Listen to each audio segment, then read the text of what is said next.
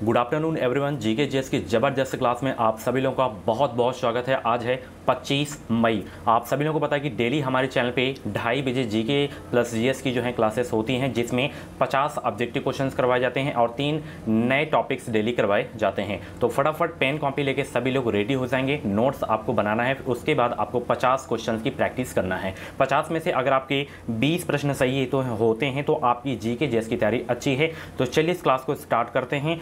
Last में आप लोग अपना नाम और स्कोर कमेंट बॉक्स में ज़रूर से ज़रूर बताइएगा। यहाँ पे क्लासेस का टाइमिंग आप लोग देख सकते हैं। 9:30 बजे हिंदी लैंग्वेज की क्लास होती है, 2:30 बजे जीके प्लस करंट अफेयर की होती है, शाम 7:30 बजे रीजनिंग एंड सब्जेक्ट एबिलिटी की क्लास होती है। साथ ही अगर आपको हमारा क्रैश कोर्स ज्वाइन करना है तो ये ज्वाइन कर सकते हैं। 490 पेज की ये पीडीएफ है। इसमें आपको Hindi, GK, reasoning, subject ability के 5000 से ज़्यादा इसमें आपको टॉपिक वाइज ऑब्जेक्टिव क्वेश्चन देखने को मिलेंगे। साथ ही इसमें आपको 10 ईयर के प्रीवियस पेपर्स भी आपको देखने को मिलेंगे। तो निचोड़ नोट से हजारों स्टूडेंट परचेज कर चुके हैं। वो लोग बेहतरीन तैयारी स्टार्ट कर दिए हैं, उनकी लगभग तैयारी हो ही गई है। तो आप लोग भी परचेज कर लें, अभी आपके पास बहुत समय है तैयारी करने का। वीडियो को डिस्क्रिप्शन बॉक्स में लिंक दे दी हूँ, आप लोग परचेज कर सकते हैं। कोई प्रॉब्लम्स आ रही तो आप लोग कमेंट बॉक्स में अपना जो है डाउट क्लियर कर सकते हैं। चलिए क्लास को स्टार्ट करते हैं।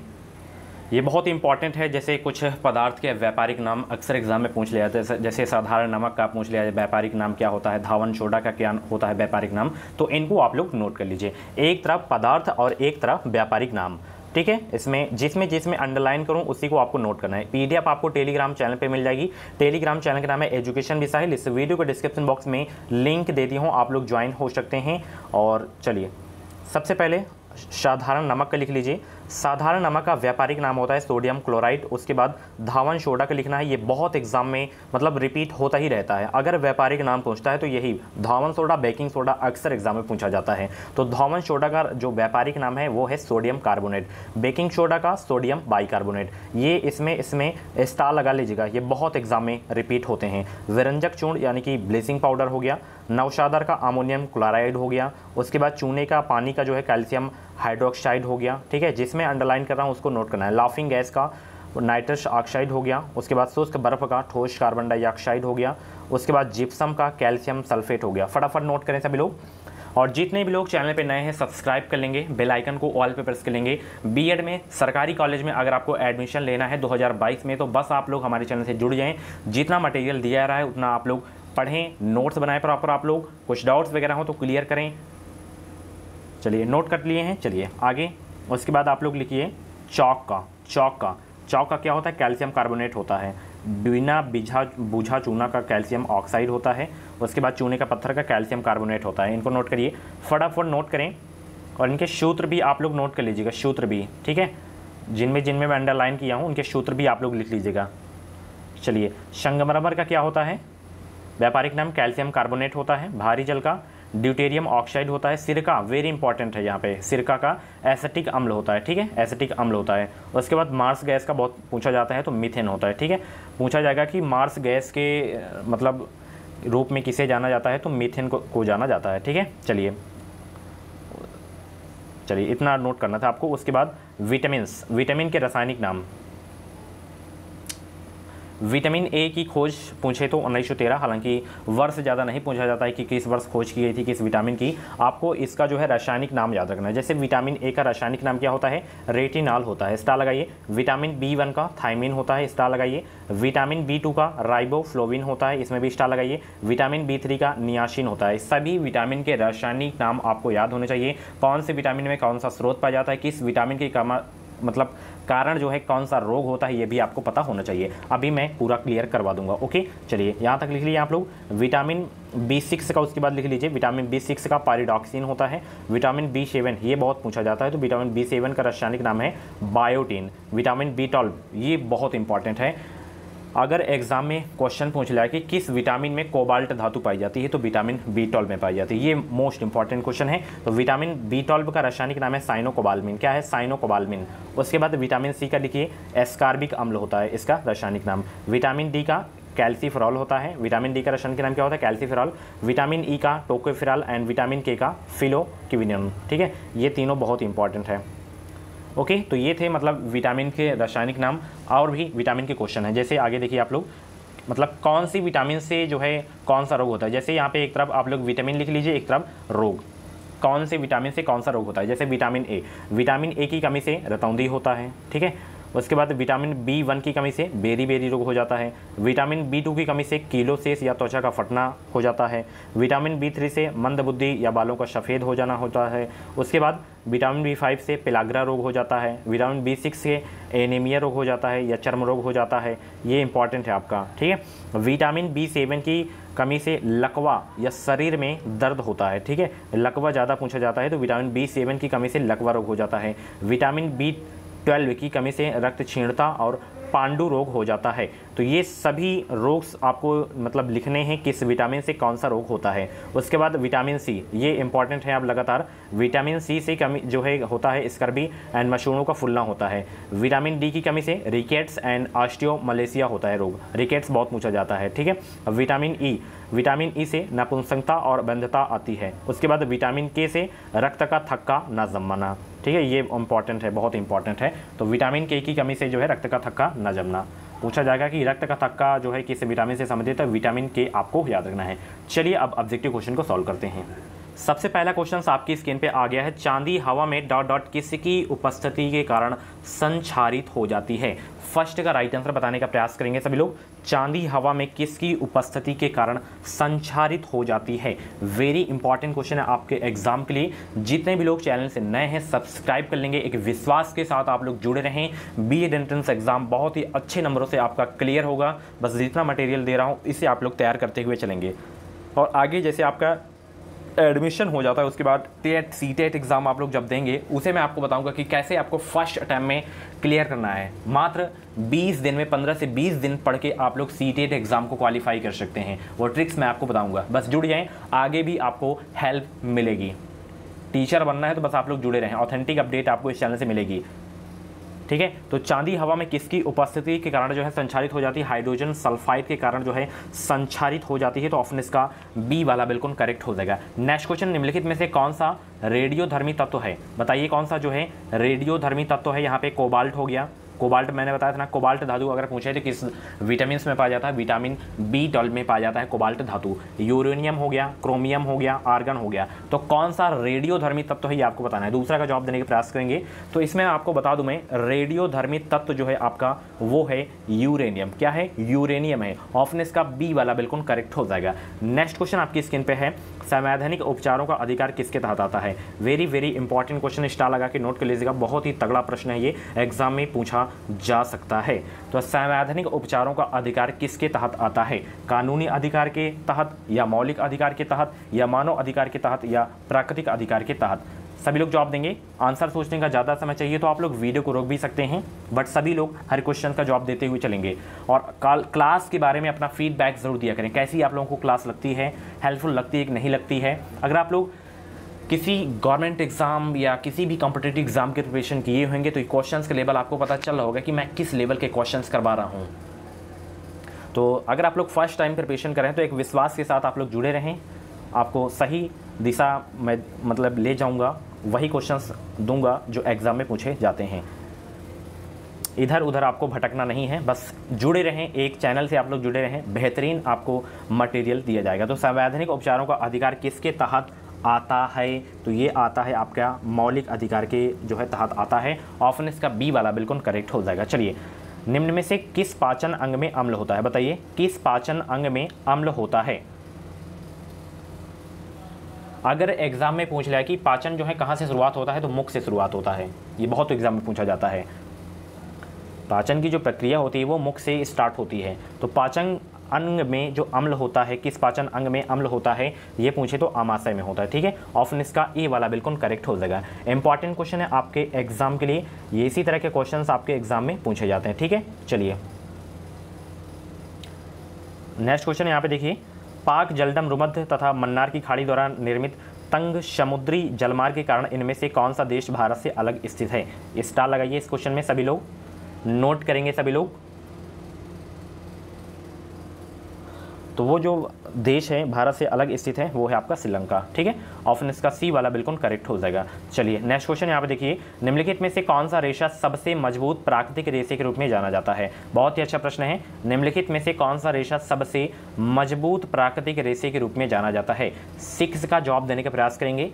कौन सा रेशा सबसे मजबूत प्राकृतिक रेशे के रूप में जाना जाता है? तो वह है रेशम। क्या है? रेशम है। ऑप्शन इसका डी वाला बिल्कुल करेक्ट हो जाएगा। नेक्स्ट क्वेश्चन आपकी स्क्रीन पे आ गया है, यहाँ पे देखिए, प्रकाशीय फिल्टर का उद्देश्य क्या है? प्रकाशीय फिल्टर का उद्देश्य क्या है? जवाब देंगे सभी लोग। प्रकाशीय फिल्टर का उद्देश्य क्या है? 7 का जवाब देने का प्रयास करेंगे भाई सभी लोगों को। Good afternoon. तो प्रकाशीय फिल्टर का जो उद्देश्य होता है विभिन्न रंगों के प्रकाश का संचारण या समावेशन करना, यही प्रकाशीय फिल्टर का उद्देश्य होता है। तो 7वां का डी वाला बिल्कुल सही हो जाएगा। सभी लोगों का आंसर सही आ रहा है। चलिए इसी तरह आप लोग आंसर देते हुए चलेंगे। निम्नलिखित में से कौन सा वेटेड कोड नहीं है? कौन सा वेटेड कोड नहीं है? ऑप्शन देखिए, सी डी भी देख लीजिए, कौन सा वेटेड कोड नहीं है? तो यहाँ पे मैं आपको बता दूँ, BCD संख्या प्रणाली, डेसिमल संख्या प्रणाली, ये सब जो हैं मतलब वेटेड कोड हैं। इसमें द्विधारी संख्या प्रणाली भी है। एक्सेस 3 कोड नहीं है आपका वेटेड कोड। तो ऑप्शन इसका ए वाला बिल्कुल करेक्ट हो जाएगा। ठीक है, चलिए नेक्स्ट क्वेश्चन यहाँ पे देख सकते हैं आप लोग। जीसस ने मरणोपरांत पुनः जीवन धारण किया, यह कहा जाता है क्या? पुनर्जन्म या कायाकल्प या पुनर्जीवन या पुनर्जीवित? 9 का जवाब देने का प्रयास करेंगे। जीसस ने मरणोपरांत पुनः जीवित धारण किया, यह कहा जाता है पुनर्जन्म। क्या कहा जाता है? पुनर्जन्म कहा जाता है। ऑप्शन इसका ए वाला बिल्कुल करेक्ट हो जाएगा। चलिए, ओजोन जिन शक्तिशाली विकिरणों को सोख कर जीवमंडल को सुरक्षा प्रदान करती है उन्हें क्या कहते हैं? ओजोन जिन शक्तिशाली विकिरणों को जो है सोख कर जीवमंडल को सुरक्षा प्रदान करती है उन्हें क्या कहते हैं? उन्हें क्या कहते हैं? जवाब देंगे सभी लोग 10 का। ओजोन जिन शक्तिशाली विकिरणों को सोख कर जीवमंडल को सुरक्षा प्रदान करती है उन्हें क्या कहते हैं? थोड़ा सा इसमें लैंग्वेज चेंज की गई है, बाकी क्वेश्चंस वही है, वो है अल्ट्रावायलेट किरणें। ऑप्शन इसका सी वाला बिल्कुल करेक्ट हो जाएगा। ठीक है, चलिए इंपॉर्टेंट क्वेश्चन था 10 वाला। बिरजू महाराज किस विधा के सुप्रसिद्ध प्रतिपादक हैं? बहुत ही अच्छा प्रश्न है, डबल स्टार इस क्वेश्चन में लगा लीजिएगा, एग्जाम में बहुत पूछा जाता है ये वाला क्वेश्चन। बिरजू महाराज किस विधा के सुप्रसिद्ध प्रतिपादक थे? इनको जो है पद्म विभूषण से भी सम्मानित किया गया था 1986 में। तो बिरजू महाराज जो है किस विधा के सुप्रसिद्ध प्रतिपादक थे? कथक के। ठीक है, ऑप्शन इसका जो है बी वाला बिल्कुल करेक्ट हो जाएगा। ठीक है, कथक ये उत्तर भारत का है, कथकली केरल का है, ओडिसी उड़ीसा का है। पृथ्वी के वायुमंडल की अनुपस्थिति में आकाश कैसा प्रतीत होगा? अगर वायुमंडल ना हो तो आकाश का जो है रंग कैसा प्रतीत होगा, ये आपको बताना है। 12 का जवाब देने का प्रयास करेंगे।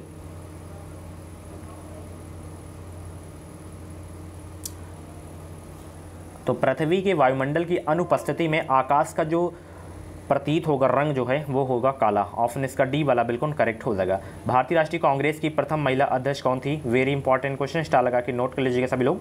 भारतीय राष्ट्रीय कांग्रेस की प्रथम महिला अध्यक्ष कौन थी? वो थी एनी बेसेंट। ऑप्शन इसका जो है सी वाला बिल्कुल करेक्ट हो जाएगा। सरोजिनी नायडू राज्यपाल थी। सुचेता कृपलानी जो है सबसे पहली मुख्यमंत्री थी महिला में, वो भी किस राज्य की? उत्तर प्रदेश की। ठीक है, चलिए निम्नलिखित में से कौन सा कार्यक्रम निर्धन स्त्रियों की उदार आवश्यकताओं की पूर्ति को करता है? निम्नलिखित में से कौन सा कार्यक्रम निर्धन स्त्रियों की उदार आवश्यकताओं की पूर्ति करता है? 14 का जवाब देने के प्रयास करेंगे सभी लोग। तो वो कार्यक्रम कौन सा है? राष्ट्रीय महिला कोष कार्यक्रम है। ऑप्शन इसका बी वाला बिल्कुल करेक्ट हो जाएगा।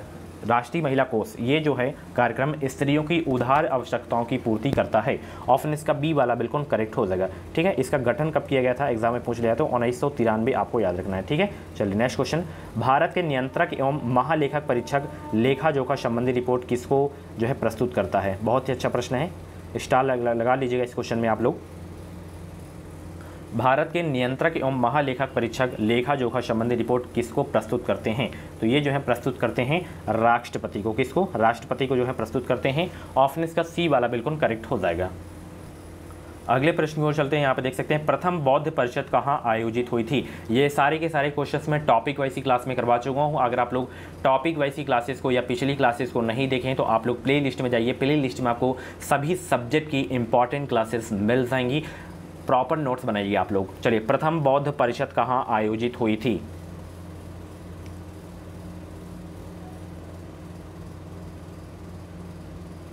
तो यह जो है आयोजित हुई थी राजगृह में। ठीक है, ऑप्शन इसका बी वाला बिल्कुल करेक्ट हो जाएगा।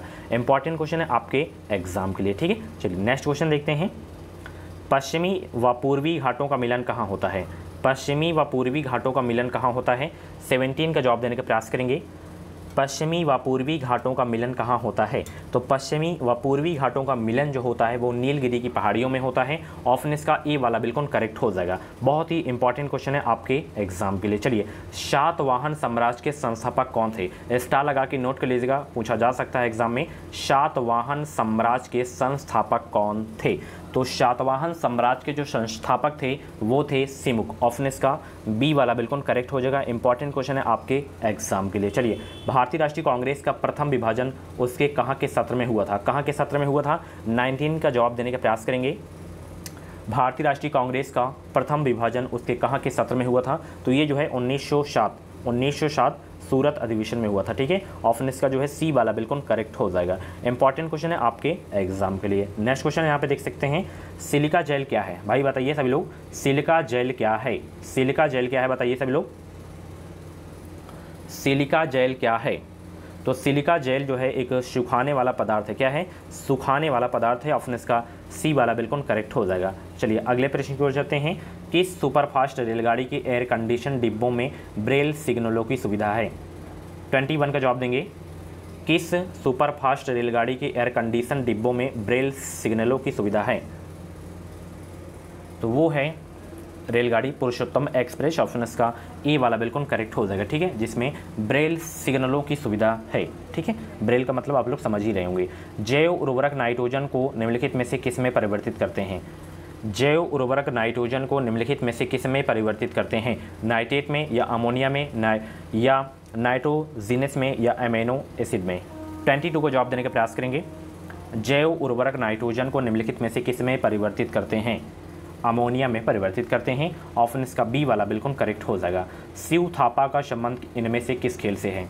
शिव थापा नाम सुने होंगे, इनका संबंध किस खेल से है? 23 का जवाब देने का प्रयास करेंगे। ये असम के रहने वाले हैं। तो इनका संबंध है मुक्केबाजी या बॉक्सिंग। ऑप्शन इसका ए वाला बिल्कुल करेक्ट हो जाएगा। ठीक है, चलिए, भारत में गेंडे का प्राकृतिक निवास कहाँ है? बताइए सब लोग, भारत में गेंडे का प्राकृतिक जो निवास है वो कहाँ पे है? तो वहाँ है, कहाँ है? काजीरंगा राष्ट्रीय उद्यान में। काजीरंगा राष्ट्रीय उद्यान कहाँ पे है? असम में है। ठीक है, इंपॉर्टेंट क्वेश्चन है आपके एग्जाम के लिए। चलिए, वह सुप्रसिद्ध भारतीय क्रांतिकारी कौन थे जो ब्रिटिश जेल में 63 दिनों को भूख हड़ताल के दौरान मर गए? वह सुप्रसिद्ध भारतीय क्रांतिकारी कौन थे जो ब्रिटिश जेल में 63 दिनों के लिए जो है भूख हड़ताल के दौरान मर गए थे? तो वह थे जतिन दास। ठीक है, ऑप्शन इसका ए वाला बिल्कुल करेक्ट हो जाएगा। इंपॉर्टेंट क्वेश्चन है आपके एग्जाम के लिए। CO2 के अलावा अन्य ग्रीन हाउस गैस कौन सी हैं? CO2 के अलावा अन्य ग्रीन हाउस गैस कौन सी हैं? 26 का जवाब देने का प्रयास करेंगे।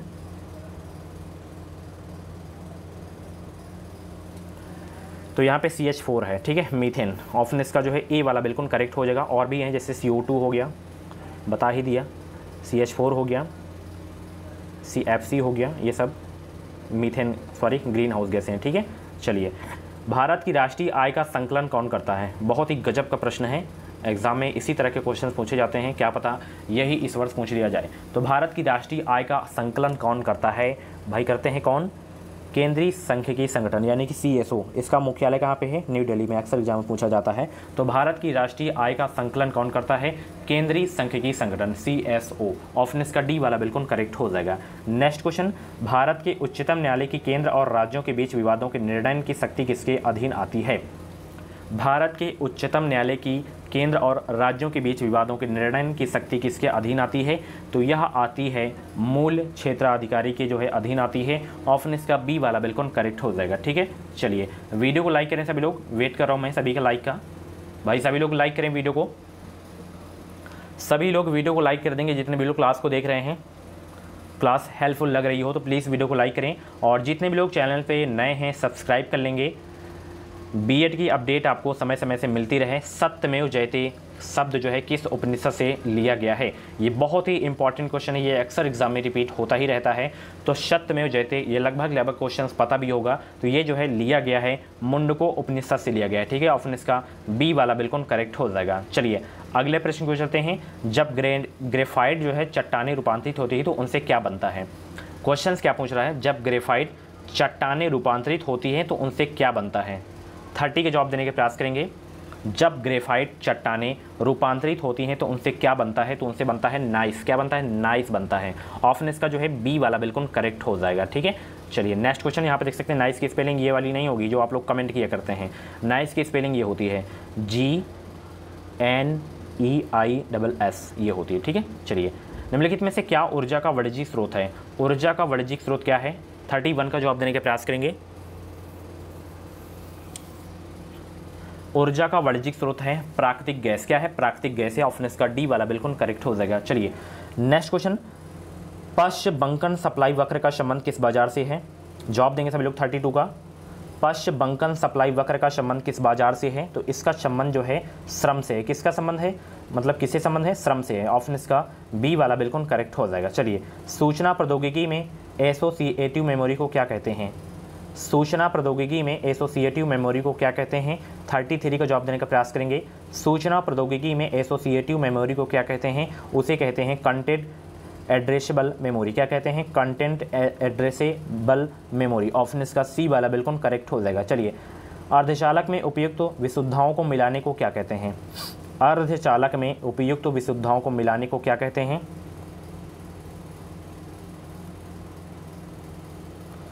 स्नेहत कहते हैं। क्या कहते हैं भाई? स्नेहत कहते हैं। तो ऑप्शन इसका ए वाला बिल्कुल करेक्ट हो जाएगा। चलिए सभी लोगों को गुड आफ्टरनून। सभी लोग वीडियो को लाइक कर देंगे, शेयर कर देंगे। क्योटो प्रोटोकॉल का संबंध किससे है? ये कई बार क्वेश्चंस में करवा चुका हूँ। क्योटो प्रोटोकॉल का संबंध जो है किससे है? जवाब देंगे सभी लोग। क्योटो प्रोटोकॉल का संबंध किससे है? ये 1997 में जो है कहाँ पे हुआ था? जापान में हुआ था, जापान के टोक्यो में शहर में।